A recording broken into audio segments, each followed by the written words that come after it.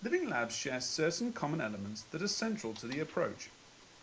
Multi-method approaches.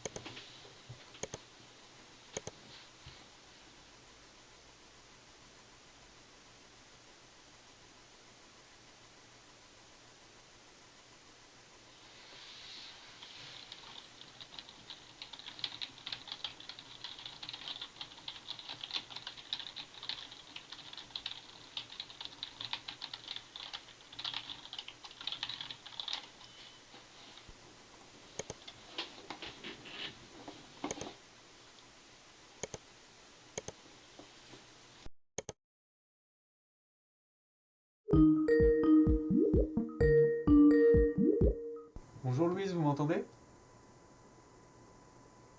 Bonjour. Oui, je vous entends et vous? Parfait, je vous entends. Merci beaucoup d'avoir accepté cet entretien. Je vais essayer d'être bref. Tout d'abord, est-ce que vous pourriez me donner votre définition du concept de Living Lab? Oui, bien sûr. En fait, pour moi, le Living Lab, c'est un laboratoire vivant. Donc, en fait, c'est une démarche d'innovation participative dans laquelle les utilisateurs ils vont être inclus dans le processus d'innovation. Donc, voilà, un Living Lab, ça va répondre en fait à des problématiques complexes et multidisciplinaires à l'échelle d'un territoire. Donc, dans le domaine de l'agroécologie, ça peut être par exemple la transition vers des modèles agricoles qui sont plus durables. Ok. Mais alors, qui peut créer et être à l'initiative d'un Living Lab? Et qui y participe? Bah, en fait, il faut savoir que c'est impossible d'inclure toutes les personnes qui composent un territoire, mais il faut essayer d'avoir une représentativité des personnes que l'on fera travailler ensemble. Voilà. Donc, dans le domaine de l'agroécologie, les personnes qui peuvent être à l'initiative d'un Living Lab, ce sont principalement des agriculteurs. Voilà, et en fait, vont y être associées des entreprises de filière agricole, des consommateurs, des collectivités territoriales et par exemple des associations de défense de l'environnement. Donc le but, en fait, ça va être de faire communiquer et de dialoguer ces personnes entre elles. Ok.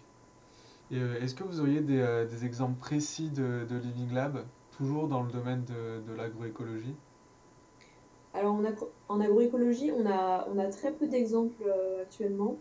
En fait, c'est un concept qui s'est surtout développé dans les milieux de la santé et de l'information.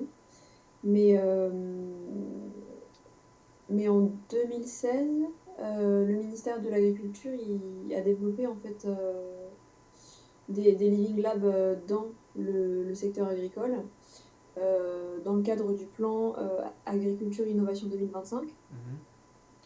Et en fait, c'était pour favoriser le développement de pratiques agroécologiques. Donc je sais qu'il y en avait un en grande culture en Auvergne et un autre sur les systèmes de polyculture élevage en Bretagne. D'accord.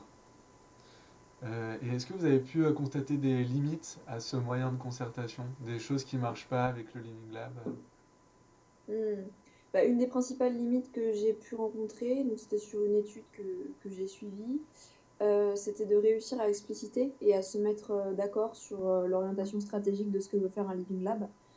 Voilà, et donc ça c'est une première limite. Ensuite, comme il y a une grande diversité de visions qui cohabitent, bah, tous les acteurs ne s'entendent pas forcément sur ce qu'ils souhaitent mettre en commun et créer ensemble. Donc ça, voilà, c'est une deuxième limite.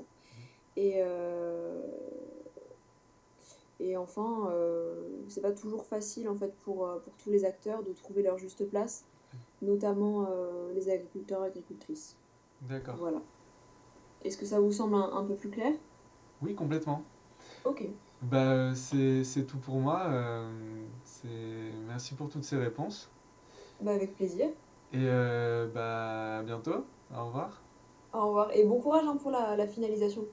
Merci beaucoup. Au revoir. Au revoir, Louise.